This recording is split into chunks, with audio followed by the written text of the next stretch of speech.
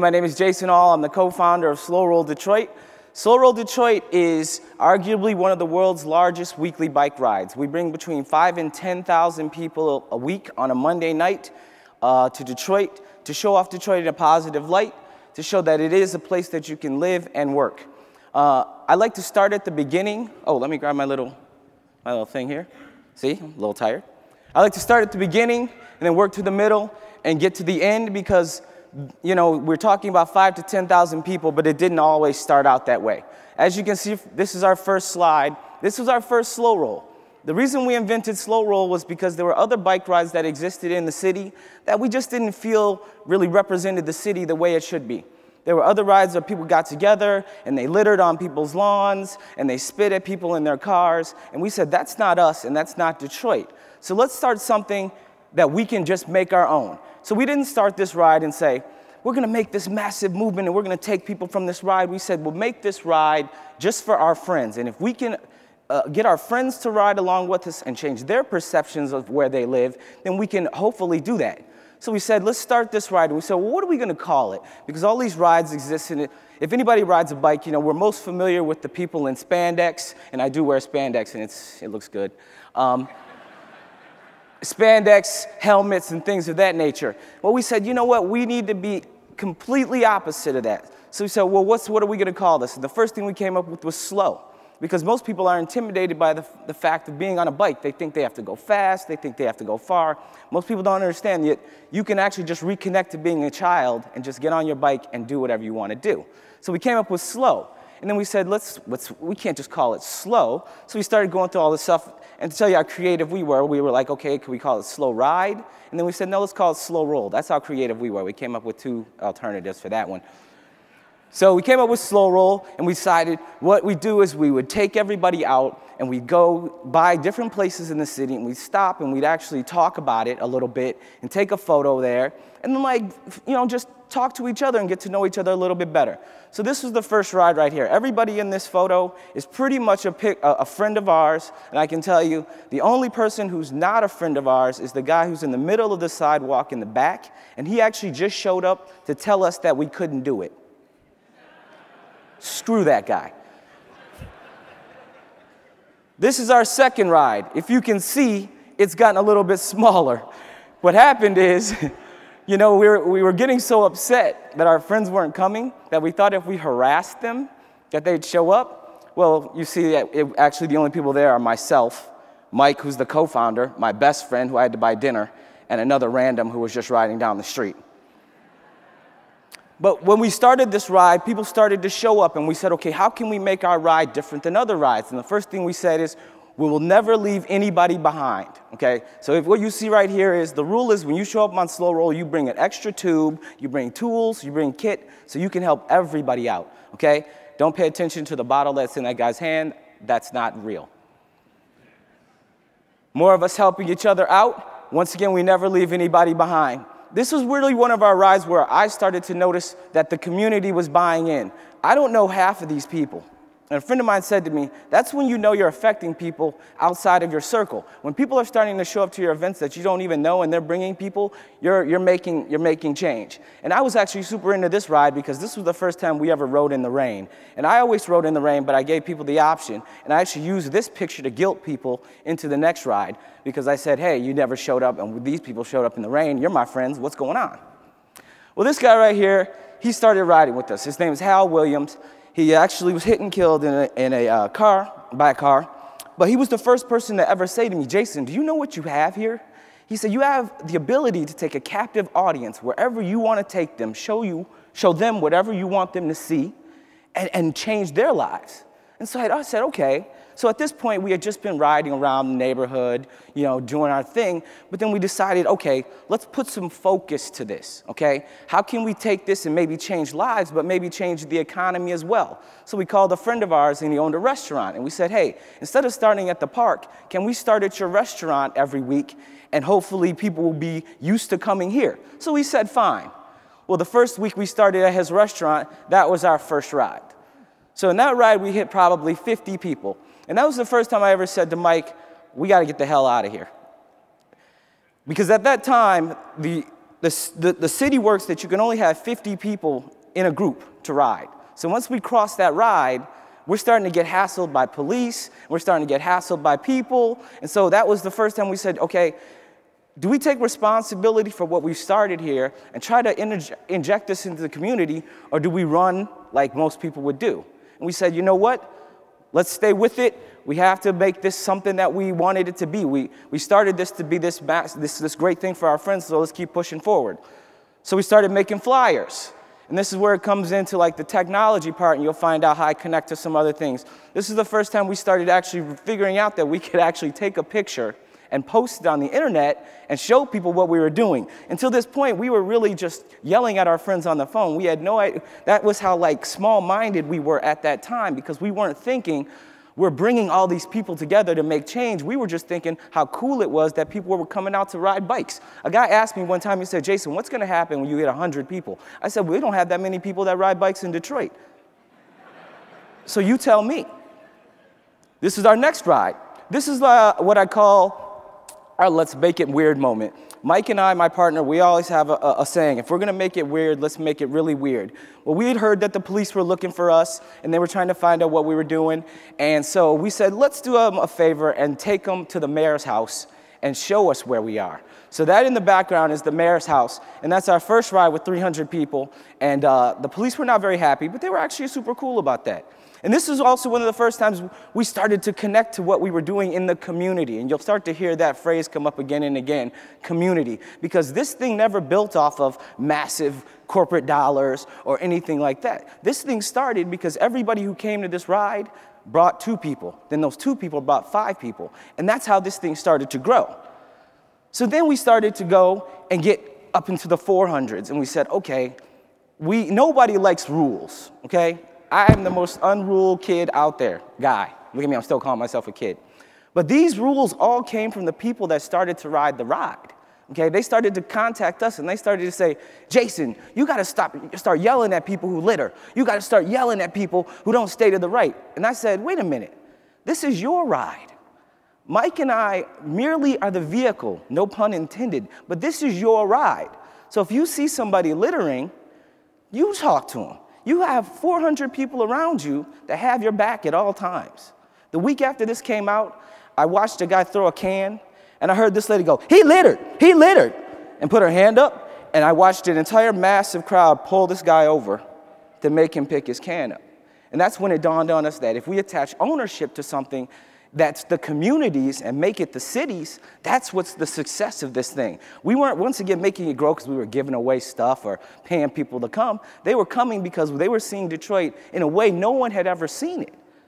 Okay, I live in Detroit, and I've lived there my whole life. And riding a bike, 9 times out of 10, I'm going to see something I've never seen, even though I've ridden past it in what we call the glass bubble, which is the car. So what we do is we take people around to different places and different historic parks, because people don't know that Palmer Park is one of the first state parks in the city of Detroit. So when you take people there, they don't know that. When we take people to the Garden Bowl, and you'll see that line is actually getting longer, and that actually reaches around the block. That's the Garden Bowl in Detroit. That's the last place where Harry Houdini did magic before he died. That's the Grandy Ballroom. These are all historical parts. The MC5, Iggy Pop, all those guys, Iggy and the Stooges, they did their thing there. Once again, we started this to show people the reality of what Detroit is, the history of what Detroit is, and what it can be. Because when you look at Detroit's past, it can only show you what their future can be. This is one of our first rides. This pack actually went all the way around all four corners of the block. This is probably our first over 1,000-person ride. And what you'll notice about this ride is when you talk about Detroit, most people think about people of color. They think about people who are in poverty. They think about people that are in bankruptcy. But when you look at this crowd, you see people of every color, every size, every race.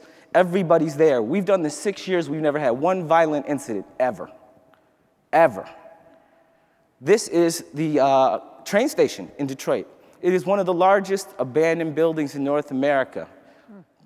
They call that ruin porn in Detroit, but I like to show it because that's the beauty that still exists within our city.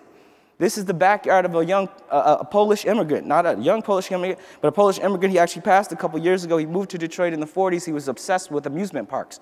So what he did is he turned his backyard into an amusement park. okay? They call that Hamtramck Disneyland. You can't even access that by car. This is one of the first scenes where you'll really see, and I'm proud of this because this is when the city started to get behind us. Okay, so we were riding around, and I always joke that for years we were hiding from the cops. Every corner that we pulled up to, we went, let's go. Well, this is one of those times where the city said, you know what? I just got a call from the mayor's office, and the mayor's got a hold of what Slow Roll's doing, and we can unofficially support you guys. So you'll see that this will change. Unofficially support means we'll turn our head when you guys go past, but you'll see that changed as well. Because what we've realized is that the more you attach to the community, not just through the people, but through charities and through other ways of giving back, that's when you have success. People ask me all the time, they're like, Jason, are you rich? And I say, absolutely not. But am I happier than I've ever been in my life? For sure. Because of what this has done for me and what it's brought back and connected to me in my community. And it's crazy. People come up to me every week and they say, Jason, you know, a guy came up to me the other day and he said, Jason, I'm on dialysis. And he goes, every Monday when I go in, I can't move, but I have to ride my bike to get it going. And he's been riding for 3 years. And these are the changes that we're talking about. So you're talking about us starting at the early years of us just being grassroots, and then we start to get a little bit of a buzz behind us. I got a call from TEDx. TEDx called me and they said, hey, we'd love you to come out and talk. And I said, sure. And this is kind of a common thing with me too. I don't know a lot. So I didn't know what TEDx even was. So I called my friend and I said, hey, what's TEDx? And he said, dude, you just agreed to speak at TEDx and you don't even know? Sure, let's do it. I wrote a speech, I walked in there and I threw it out the window because when I write things like just now, I can't do that. I have to talk to everybody the way I can. I'm looking at everybody and I'm trying to feed off of you guys. I can't write a speech because this isn't a written speech. Slow Roll was never anything that was planned, okay?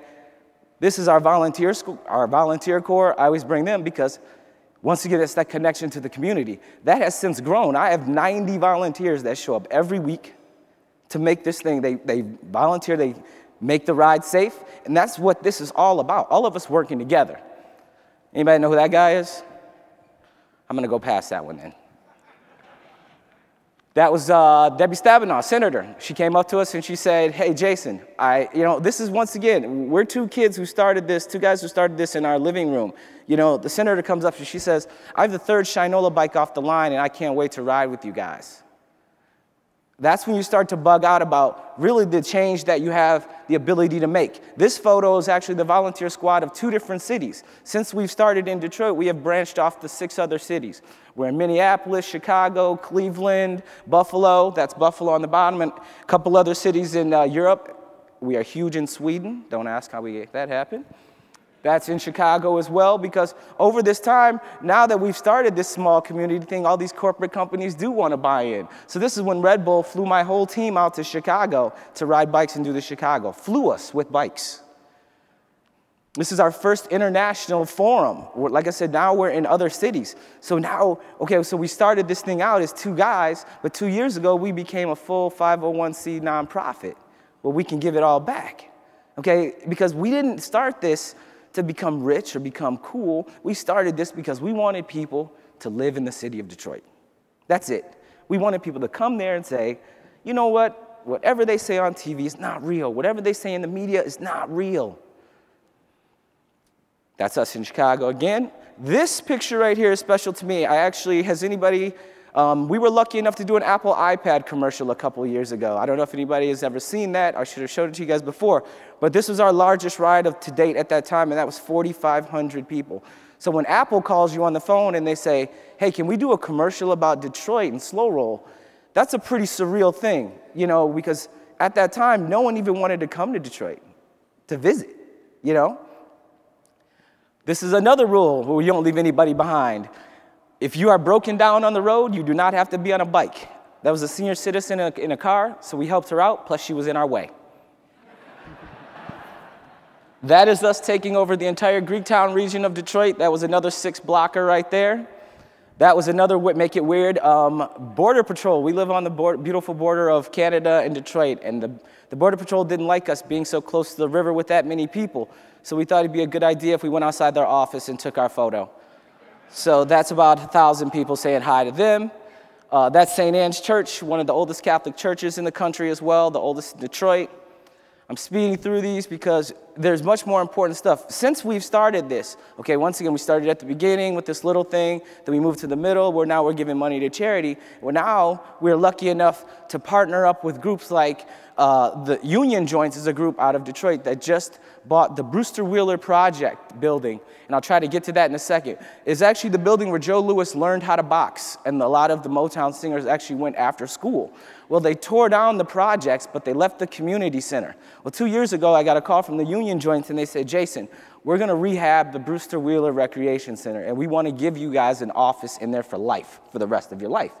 And I said, that's amazing. And he said, it's a $50 million development that you're a part of now, Jason.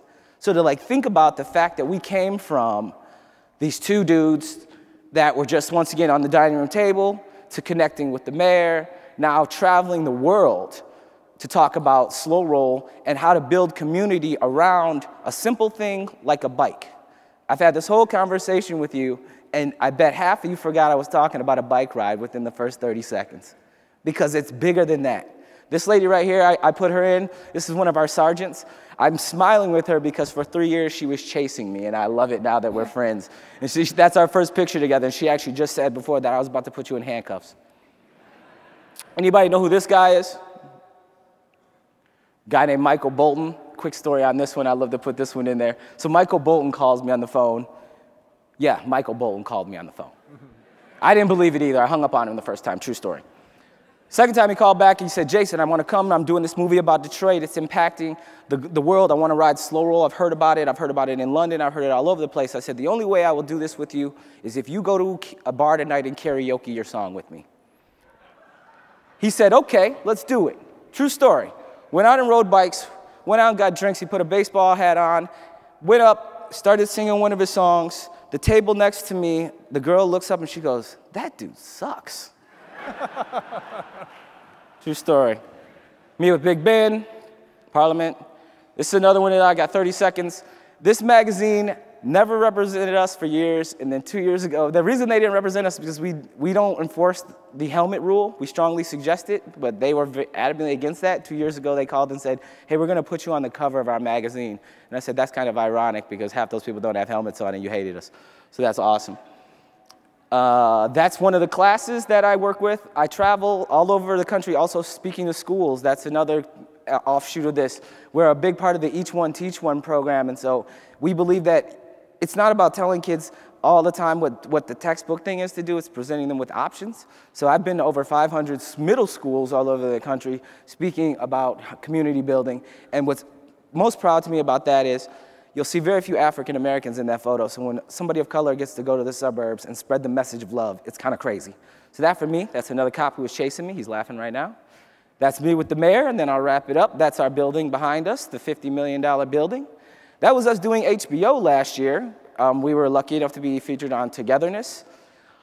This is one of the many letters that I get from kids every single day in the mail telling me what we've done for them, and that's me wearing apparently a winter hat or my hair looking like a winter hat from Mr. Hall.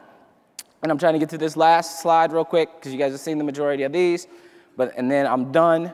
A friend of mine, do I have 2 seconds? So Richard Branson called me. Not Richard Branson, his people called me last year and they said, Richard wants to ride bikes with you. And I said, yeah, right, Richard wants to ride bikes with me. So he came out and sure enough, Richard Branson wanted to ride bikes with me. He said, Jason, what do I have to do? And I said, you have to pay the membership fee, which is $20. And he gave it to me. And he also gave me tickets to Life for London for the rest of my life because he said that slow roll changed his life in such a way that it was insane. He's actually looking for a hotel in Detroit now because of this thing. And I'm trying to get, this one, and then I'm out. A friend of mine moved to Europe last year. He was fed up with Detroit. He just had to get out of here. He sent me this picture, and I said, well, what is that? And he said, that's the John Lennon Peace Wall. And I said, that's pretty crazy, man, that you got spray paint, and you went up there and got up. And he said, no, man, when I got here, it was already here. So that's the story of Slow Roll. I hope we gave you guys a little bit of insight about how really connecting with your communities on different levels can really change your environment and everything that's going on around you, instead of thinking about things sort of in that cookie-cutter way. I think if we just open up to each other and have a dialogue, we can really change the world. Thank you.